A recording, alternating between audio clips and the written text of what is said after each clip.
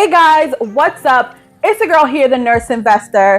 And today we have a very taboo topic. It's regarding money, wealth, and building wealth. So I don't know about you, but I wasn't taught about money and wealth growing up, right? And it definitely wasn't taught in schools. So I'm here to debunk a lot of those myths we hear, but they aren't really true. As you can see, I'm sitting here on my couch because I want to normalize this topic as much as possible. If you're new here, thank you so much. Please go ahead and hit the subscribe button. Also, don't forget to hit the notifications bell, okay? That notifies you whenever I put some new content out. Also, whenever you guys like and comment on my videos, it actually helps YouTube, the YouTube algorithm, push my videos to other people that may find this information helpful. I do aspire to inspire and educate. So without further ado, let's get into it. Now, the first myth I would like to debunk is that we can save our way to wealth. Now, your average savings account only gives about 0.1% in interest. So unless you have a product such as a CD, certificate of deposit, or a high yield savings account, you're not really making a lot of money on top of your money.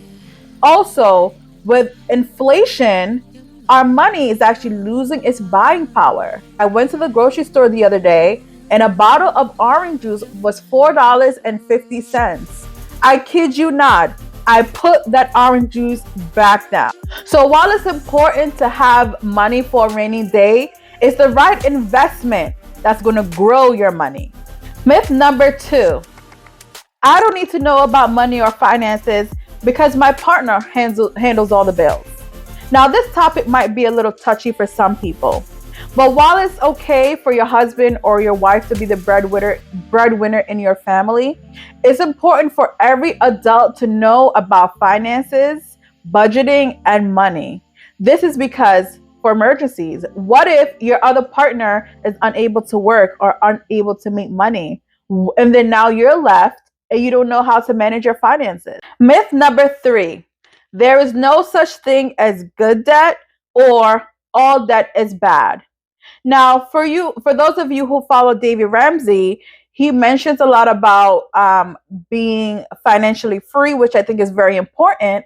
But he also preaches that debt is bad. And debt isn't always necessarily bad. It depends on what kind of debt you're holding. Are you holding credit card debt because you're splurging on luxurious items?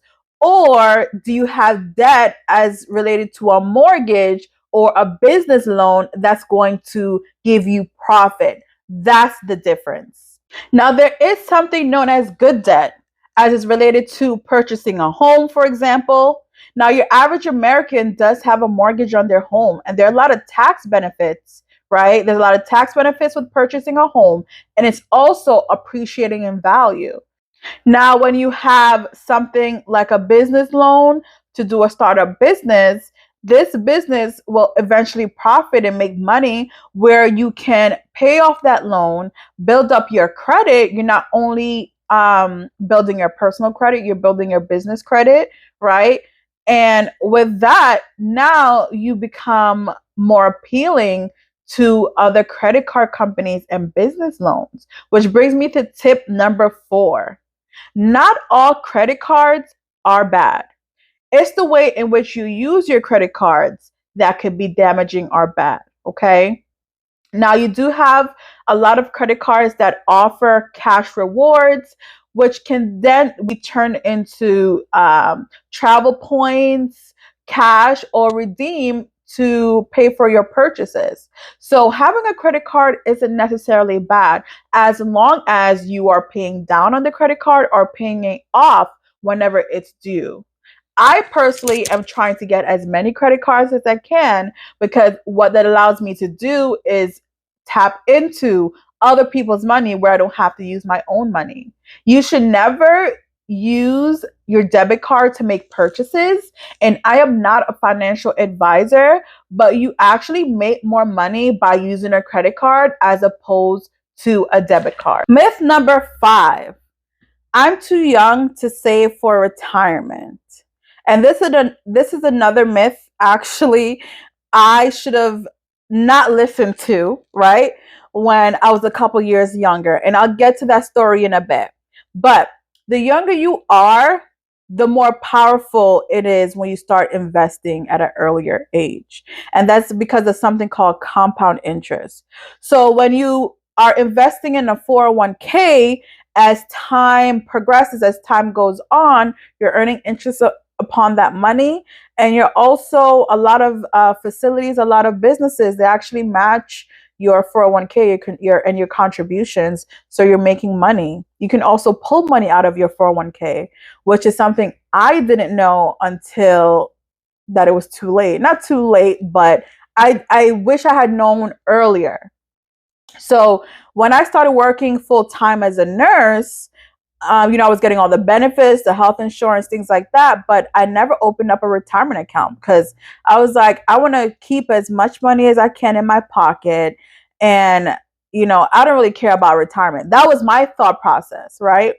But years down the line, I realized how important it was that I did open a 401k back then, because I let 4 years go by.